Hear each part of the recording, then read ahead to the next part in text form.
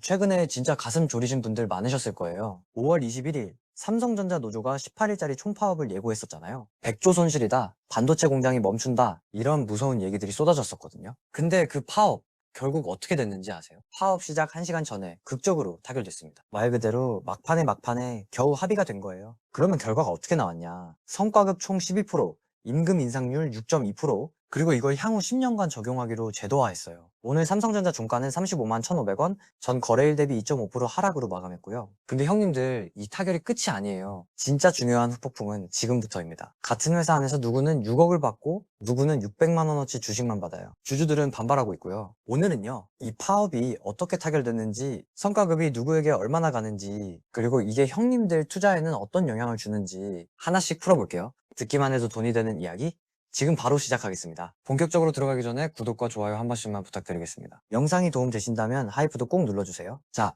먼저 타결 내용부터 정확하게 짚고 가볼게요. 5월 20일 밤 파업을 하루 앞두고 노사가 잠정 합의안을 도출했어요. 핵심 내용이 세 가지예요. 첫 번째, 성과급이에요. 성과 인센티브 OPI 1.5%에 특별 경영성 과급 10.5%를 더해서 총 12% 수준을 지급하기로 했어요. 원래 노조는 영업이익의 15%를 요구했고 사측은 10%를 제시했거든요. 그 사이인 12%에서 타결된 거예요. 두 번째, 임금 인상률이에요. 직원들의 임금이 6.2% 인상돼요. 세 번째, 제도화예요. 이게 진짜 핵심이었거든요. 노조가 그렇게 강하게 요구했던 제도화를 향후 10년간 적용하는 선에서 합의했어요. 그리고 1년 동안 노사가 성과급 배분 방식을 구체적으로 논의하기로 했고요. 그러니까 노조도 사측도 한 발씩 물러난 거예요. 노조는 15%에서 12%로 양보했고 사측은 일회성이 아니라 10년 제도화를 받아들인 거죠. 그리고 5월 23일부터 28일까지 조합원 찬반 투표를 했는데요. 투표율 95.5%, 찬성률 73.7%로 가결됐어요. 조합원 6만 2천여 명 중 4만 6천여 명이 찬성한 거예요. 이로써 파업 사태는 일단락됐어요. 자, 그럼 형님들이 진짜 궁금해하실 부분으로 가볼게요. 이 성과급이 누구한테 얼마나 가느냐? 여기서 충격적인 양극화가 드러나거든요. 반도체 부문 메모리 사업부 직원은요, 최대 6억 원의 성과급을 받아요. 6억 원이요? 근데 비반도체, 그러니까 스마트폰이랑 가전을 담당하는 DX 부문 직원은요, 추가 성과급 없이 사실상 위로금 성격의 600만 원 상당 자사주만 받아요. 같은 삼성전자 직원인데 한쪽은 6억, 한쪽은 600만 원어치 주식인 거예요. 왜 이렇게 차이가 나냐면요, 이번 성과급의 재원이 반도체 부문 영업이익에서 나오는 거거든요. 지금 삼성전자 영업이익의 대부분이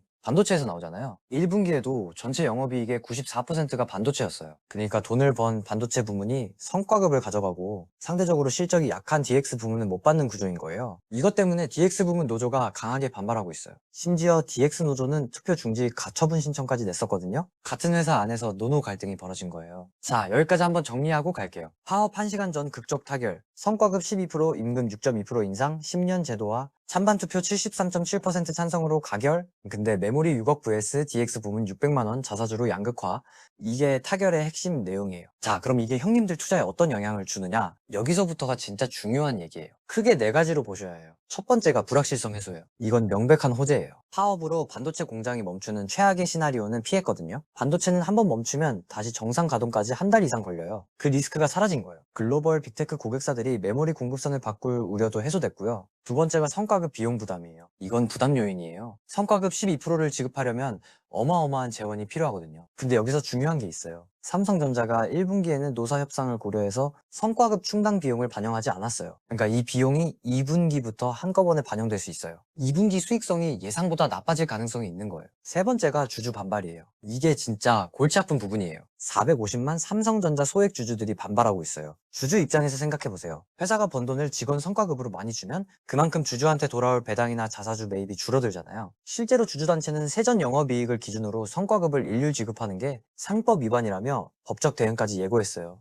돈을 직원이 가져가느냐, 주주가 가져가느냐, 이 갈등이 남아있는 거예요. 네 번째가 글로벌 비교예요. 이게 흥미로운 부분인데요. 엔비디아 CEO 젠슨 황이 6월 2일에 삼성전자 성과급 이슈에 대한 질문을 받았어요. 그가 이렇게 답했어요. 직원들이 가능한 한 많은 보수를 받아야 한다고 생각한다. 나는 직원들에게 가능한 한 많은 보상을 해주고 있다. 그리고 삼성 타결 소식이 대만에도 전해지면서 TSMC에서도 성과급 인상 요구 목소리가 커지고 있다고 해요. 글로벌 반도체 업계 전체의 인건비 상승 흐름으로 번질 수 있는 거예요. 자, 이제 리스크도 꼭 같이 봐야 합니다. 내 돈이 들어가는 문제니까요. 첫 번째 리스크가 2분기 비용 반영이에요. 1분기에 반영 안 된 성과급 충당 비용이 2분기에 잡히면 2분기 영업이익이 예상보다 줄어들 수 있어요. 1분기 사상 최대 실적을 냈지만 2분기는 비용 때문에 수익성이 둔화될 가능성이 있어요. 두 번째 리스크가 주주 환원 축소예요. 성과급으로 대규모 재원이 나가면 배당이나 자사주 소각 규모가 줄어들 수 있어요. 삼성전자가 올해 16조 원 자사주 소각을 발표했었는데 향후 주주 환원 정책에 영향을 줄 수 있거든요. 세 번째 리스크가 노노 갈등 지속이에요. DX 부문 노조의 반발이 계속되고 있어요. 이번 타결로 끝난 게 아니라 내부 갈등이 이어지면 조직 안정성에 영향을 줄 수 있어요. 네 번째 리스크가 매년 반복 가능성이에요. 신년 제도화를 했지만 1년 동안 배분 방식을 다시 논의하기로 했거든요. 매년 성과급 협상이 반복되면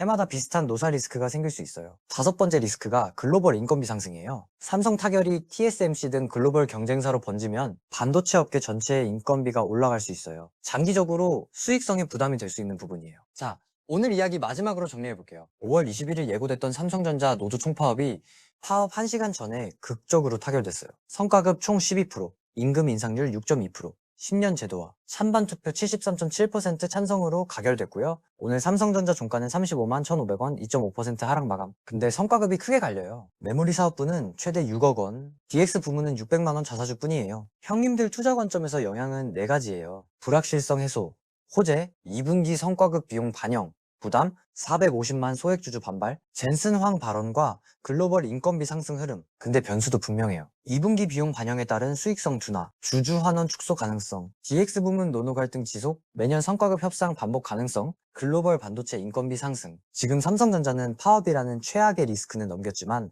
성과급 비용과 주주 갈등이라는 새로운 숙제를 안게 된 거예요. 2분기 실적에 성과급 비용이 어떻게 반영되는지가 첫 번째 관전 포인트고 주주 환원 정책이 어떻게 조정되는지가 두 번째 관전 포인트예요. 내 소중한 돈을 어디에 놓을지는 형님들이 결정하셔야 해요. 근데 이 파업이 어떻게 타결됐는지, 성과급이 왜 이렇게 갈리는지, 그리고 어떤 변수가 시험대로 남아있는지 이걸 알고 보시는 것과 모르고 보시는 건 완전히 다릅니다. 이 부분은 꼭 알고 판단하셔야 돼요. 오늘 이야기가 투자 판단에 조금이라도 도움이 되셨으면 좋겠습니다. 다음에도 형님들께 도움되는 이야기로 찾아오겠습니다. 안녕히 계세요.